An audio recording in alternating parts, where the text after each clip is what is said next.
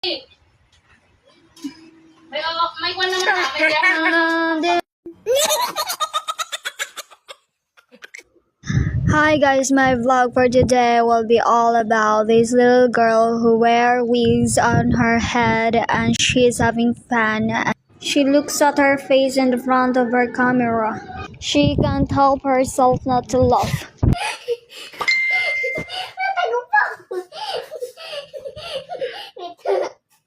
She said she looks like a bald when she take it off. This artificial wig is not ours. It was just being left by the guest. I just keep filming her while she's dancing at the front of the mirror. She looks so funny. I can relate myself when I was young. Terisalen, ang taway mo anak Terisalen. Sige, mag-ubaan na. Bantay lang ka. Nasaan na nanay mo? Hindot pa ni on. Hindot kayo kalat og buhok. We went home after work. She charged her phone. Di ay. Huh? She had nothing to do, so she went up again at the front of the mirror and filled her day with glowing hair. She's just trying to ignore Paul, but she can't help herself. Asked for something. She's glowing with curiosity. Her mother was mad at her because she tinted up her lips with lip tint. Lipstick, lindilisad man kayo na mapalat, eh. Yung saan niya yung simod? Sibi, Madam Ariat. Hala, gasunsuon ko na siya ng kudyod. Tao, eh. Na-damage na hinuon ng naon. Ay, wala. Dili na noon matangtang. Bata na jug ka na. Inigaon ni mo. Apil dyan na ni mo tulon. O dili po na ni mo makuhan. Di na makuha gyapon naron na simud-simud. Mantay na jud ka. Dili na bisan tubig pa dili lagi na makuha bisan tubig. She's trying to find ways how to fade the tint on her lips.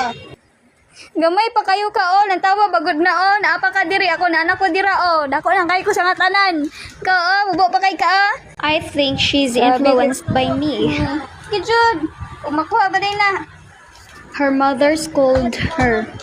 She just quietly listened to her mother. Buminaw si mama, uy!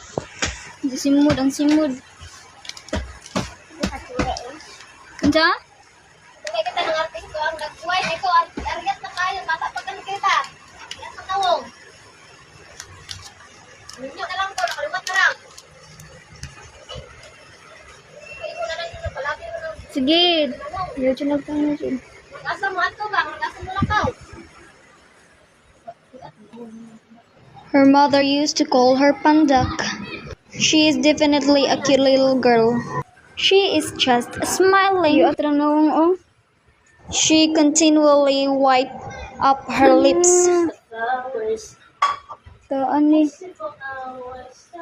Nadi makuhan no. Nadi matangtang dagam jud karon. I feel like an antagonist on that day. So rude. Jud karon.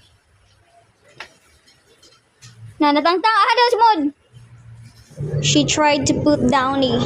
Gangisilit lang. Butangan rabag Downy.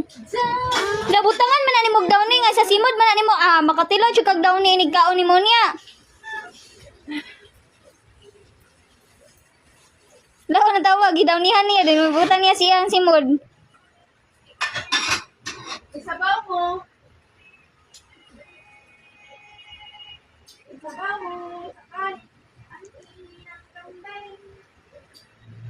Batay jud karon sa naman po na mga ibutangan na.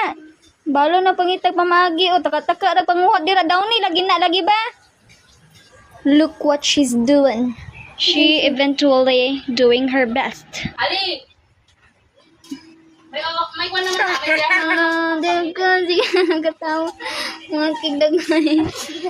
She's just encouraging herself to face what she's done. So guys, here she is. She's